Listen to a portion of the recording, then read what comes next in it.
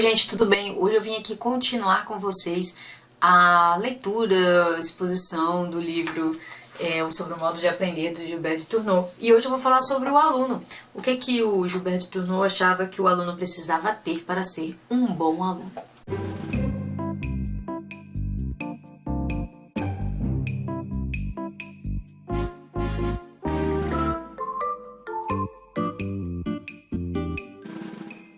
Gilberto fala que a pior coisa que tem para o aluno é ele ser soberbo. Até porque ele está numa posição de aprender, de absorver, e não de falar ou de se achar o importante e sabe de tudo, né? Então o pré-requisito é tolher a soberba. E para tolher a soberba ele diz que é preciso suscitar o pudor, a reverência, fortalecer a paciência e assegurar a obediência. Ele diz, a soberba fecha os olhos e os incha de orgulho. E aí ele vai fazer uma coisa muito legal aqui. Ele vai fazer uma descrição de um negócio que ficou muito parecido com patricinha, sabe? De hoje em dia. Olha só o que ele diz. Ora, essa soberba, segundo Boécio, regozija-se de variar com frequência das roupas, alisa a cabeleira com o serviço do pente, arruma fazendo cachos com a chapinha, diverte-se com a variedade de grinaldas, cobre o rosto inteiro de maquiagem, corta os pelos com navalha, orna o peito com colares de joias, castiga o ventre com vários tipos de cintas, enche cada canto do corpo de perfumes. Por fim, raramente assiste às aulas. Pouco progride, pouco ajuda, anda com calçados de ponta, ornados de meia-lua, com cadarços achadrezados e de modo feminil meticulosamente arranjados, cose as mangas e avança com o pescoço erguido, a garganta inchada, a sobrancelha mutilada, os olhos desavergonhados e o passo desdenhoso. Tá falando de um homem, tá? Parece ou não parece as patricinhas de Beverly Hills. Ele vai falar também do pudor, né? E esse pudor é tanto na questão sexual mesmo, sabe? Como também no comportamento, tipo falar alto ou então correr pela sala. Esse tipo de coisa que a gente chama de despudorado. E olha só o que ele vai falar. É a fim de estimular esse pudor é que se batem nas crianças, assim como nos monges do capítulo. Por isso Anselmo de Cantuária na carta ao monge Bernardo. Ouvido teu abade que julga ser maior o mérito quando o monge se açoita a si mesmo ou quando pede para ser açoitado por outro do que quando apanha no capítulo por ordem do prelado, não por sua vontade. Aí ele fala, você está errado. Uma pessoa, ela é muito melhor corrigida, não quando ela mesma se corrige, mas quando alguém a envergonha. Já é a segunda vez, né, que eu falo sobre bater em criança aqui. E é uma situação totalmente deslocada da educação pública hoje e talvez sirva para a educação particular, né, dos pais, porque a vara tira a loucura do coração da criança. E ele vai falar também que se você quiser ser um bom aluno, você precisa ser paciente. E eu achei muito legal dois versinhos que ele coloca aqui sobre como que a gente aguenta várias coisas ruins, né? Por exemplo, a gente fica internado, a gente toma remédio, na época, né, sangria e tal, para curar o corpo, e como que para desenvolver a alma, curar a alma de alguma coisa, a gente não tem muita paciência, a gente não quer sofrer muito. Olha só, por isso diz Claudiano, destronquem-se até mesmo as articulações, para permitir que o resto dos membros vivam em paz. E Ovídio, no livro primeiro sobre os remédios, para salvar o corpo sofrerias o ferro e o fogo, e para sanar a alma te negarias a sofrer alguma coisa? Para que tenhas melhor saúde, deves tolerar muitas dores. Já bebi muitos sucos amargos, mesmo a contragosto. E no livro sexto, da Alexandreida, aos nomes, a poção mais desagradável cura as doenças mais graves, e o marinheiro que teme o naufrágio salva o que pode por meio do alijamento, e pelas perdas diminui as perdas. A partir daqui ele vai falar de obediência. E aí parece mais um livro voltado para a disciplina cristã do que para a disciplina na escola. Mas faz muito sentido para quem é cristão, porque nós estudamos para agradar a Deus, nós trabalhamos para agradar a Deus, a gente bebe água para agradar a Deus, a gente precisa ter isso em mente, né? Então a disciplina cristã serve também para a obediência das crianças no meio do estudo. E ele vai colocar o mestre aqui no lugar de Deus mesmo, sabe? É uma figura de autoridade imposta por Deus. No ponto 3.4.3, ele diz o seguinte, obedeçam também com simplicidade. Diz Bernardo, muitos vemos que depois de receber a ordem do seu instrutor fazem perguntas demais, como por exemplo, se é isso que o senhor ordenou, de onde vem tal ordem, de quem é o conselho? Daí vem o resmungo, as perguntas frequentes e o fingimento de impossibilidade e consultas a amigos também, né, aos amigos. Não é assim que fez Abraão, ele simplesmente obedeceu. E também obedecer com alegria, não com tristeza ou por obrigação.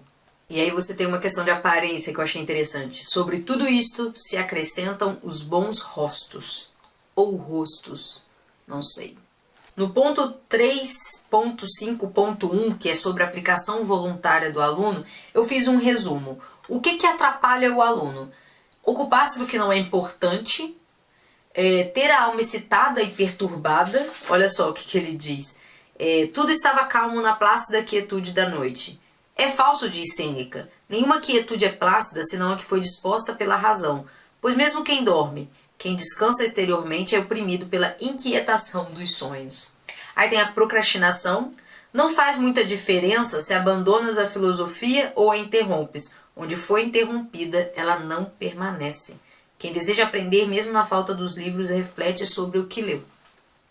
Essa última frase foi minha, mas é porque eu estava falando na questão de você falar, eu não vou estudar porque eu não tenho livro, ou eu tenho que trabalhar e aí eu não estou estudando. Não, mesmo em outras atividades você não precisa procrastinar, você pode continuar pensando sobre o que você estava estudando. E a distração fácil pelo barulho externo. Olha que interessante quando ele fala aqui, ó, no ponto 3.5.6. E a mim, a quem não comovia nenhuma lança disparada, nem os gregos das fileiras contrárias, agora qualquer brisa me assusta, qualquer som me agita, inseguro e receoso tanto por meus companheiros quanto pela minha carga, disse Virgílio. E aí teve um outro senhor também, que agora eu esqueci o nome dele aqui, falando, eu estaria perdido se eu não conseguisse isolar o som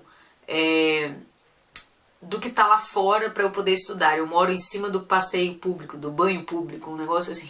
Se você quer ser um bom aluno, você precisa ouvir alguém. Esse foi um ponto que me pegou, porque eu não escuto ninguém, no sentido de o que eu estudo hoje, eu leio só.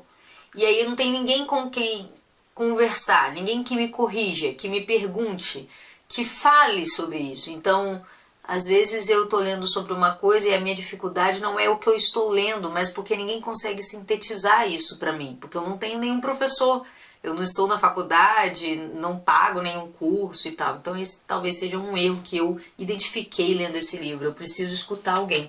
E aí como que você escuta? Você escuta em silêncio, tá?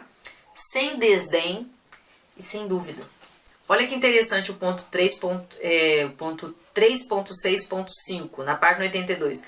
De modo que, diz Hugo de São Vito, lê-se que Pitágoras, em suas aulas, guardava o costume segundo o qual até o 7º ano de aprendizagem, por causa do número das 7 artes liberais, nenhum de seus alunos podia pedir as razões das coisas que eram ditas por ele, mas devia dar fé às palavras do mestre, até que as ouvisse todas, e assim pudesse encontrar por conta própria a razão delas. Gente, eu vou despedir de vocês aqui num remendo de vídeo, porque eu fui interrompida e eu não consegui gravar naquele mesmo dia o final desse vídeo aqui. E no final aqui da terceira parte, o autor vai falar um pouco da alma, vai tratar bastante sobre a alma, e depois sobre a docilidade do aluno, depois da vontade, e aí ele termina a terceira parte. E nessas partes que mais me chamou a atenção foi então essa separação, né, entre alma e corpo. E aí algumas coisas me chamaram a atenção, alguns trechos, né, que eu grifei e vou ler esses trechos para vocês terem uma ideia assim do que eu tô falando. Né, ele vai dizer o seguinte: a partir do momento em que a alma se junta à carne corrompida, corrompe-se. Aqui a ideia, né, de que o pecado habita na carne e que a alma entra em contato com a carne e aí se corrompe. Acredito que o pecado é da alma, não da carne, né? Se fosse assim, Cristo não teria encarnado. O que não tinha pecado era Cristo, alma, né? Sei lá, né? Essa divisão é muito estranha, porque nós somos um ser só, né? E a alma faz tudo através do corpo. Eu não acredito que a carne, a matéria, tenha pecado. mas a própria alma tem pecado. Enfim, o outro trecho que eu achei interessante foi sobre a posição da alma no corpo. Porém, este estado da alma é natural, pois foi colocada a alma racional na fronteira de dois mundos, o sensível e o inteligível, o inferior e o superior. Ora, o mundo sensível ou inferior é a região das trevas, no que diz respeito ao nosso intelecto, que nada vê das coisas sensíveis enquanto sensíveis, mas por elas é iluminado por conhecer as inteligíveis. Essa divisão que ele vem fazendo durante todo o livro, das coisas sensíveis e das coisas inteligíveis, e vai dar aí a posição da alma como o lugar por onde o intelecto, né, recebe as sensações. Aí ele vai dizer um pouquinho mais na frente desse trecho, de modo que se estivesse livre e sã, mais facilmente se elevaria à região da luz, e entraria nela do que agora se inclina e entra na região das trevas. Mas como agora ela se inclina para as coisas sensíveis, a sua virtude intelectiva resta como que adormecida e com a cabeça virada para a terra, encurvada segundo o costume do gado. Convém, pois, retirar as almas humanas das coisas exteriores e também, de certo modo, dos seus corpos, para que se aproximem da luz primeira ou divina que está sobre elas por natureza, ou de outra luz como a angelical que é enviada pela graça de Deus para iluminá-las, e assim colocada no topo da mente, como que no topo e na serenidade de uma montanha, percorreria os olhos por si, e uma vez que a imagem de Deus leria o que está escrito ou adquirido ou infuso em si, e poderia livremente elevar-se acima de si mesma, ler e entender, se não lhe impedisse a corrupção. Eu acho que eu vou parar por aqui, porque eu preciso também fazer uma indicação. Esse livro, ele é importante para quem quer estudar, quer conhecer a pedagogia da idade, né, da era medieval, da educação católica, da educação cristã, antes da pedagogia escolar, né, da pedagogia que a gente conhece hoje. Para quem, por exemplo, está querendo conhecer a vida intelectual, que quer se aprofundar na linguagem, esse livro ajuda muito você a entender a linguagem dessa linha de pensamento de intelectualidade ligada à religião. E se você tiver contato com esse livro, você também vai usufruir de uma devoção muito grande ao conhecimento e a Deus. Então ele é importante, é um livro importante nesse sentido. É para todo mundo? Não, tem gente que não tem nenhum interesse, por mais que seja inteligente, que estude, que goste de ler, que goste de literatura, que goste até mesmo de teologia, tem gente que não tem esse interesse específico de ler esse tipo de obra. Não vou dizer, você precisa comprar esse livro, não estou aqui, né, para vender o livro. Mas se você ouviu falar desse livro, se você gosta de teologia, se você gosta de estudar, se você tem curiosidade de saber, de conhecer outras formas de pedagogia, o livro do Gilbert de Tourneau é um livro muito bom, porque ele vai te dar esse contato direto com um professor, entendeu, da Idade Média, um professor, falei medieval, gente, eu não sei nem mais o que eu tô falando, né, a gente para o vídeo no meio e dá nisso. E o interessante também é que ele era contemporâneo de São Tomás de Aquino, então dá para comparar talvez os escritos, né, comparar as ideias. Se eu não estou errada, eu acho que isso também é legal para quem gosta, né, de São Tomás de Aquino. Então é isso, gente. Aqui termina então a playlist sobre esse livro, sobre o modo de aprender do Gilbert de Tourneau. Eu ia fazer mais um vídeo, mas eu acho que já tá bom, acho que já deu para entender mais ou menos qual que é a pegada do livro. E agora eu devo pegar no outro livro que vocês me pediram para ler no outro book haul que eu fiz. Tá? E aí eu vou ler e passo aqui de novo. Agora eu esqueci qual foi o livro, na verdade eu tenho que contar ainda qual foi o livro que vocês me pediram para ler no outro book haul, tá? Mas fica aqui o meu compromisso de ler o próximo livro e tudo mais. E eu peço desculpa porque dezembro é um mês que impressionante, todo mundo quer comemorar absolutamente tudo no mês de dezembro. Parece que o Natal deixa todo mundo muito assim alvoroçado, né, para comemorações. E isso ocupa o tempo, não tem como. Ou eu faço o vídeo e vira uma antissocial, ou eu vou participar, né, das comemorações. Então é isso, pessoal, espero que vocês tenham gostado. Deixa aqui o seu comentário sobre essa coisa meio gnóstica aqui do livro, se vocês viram também ou se é coisa da minha cabeça, tá bom? Um beijo, até o próximo vídeo. Vamos terminar 2019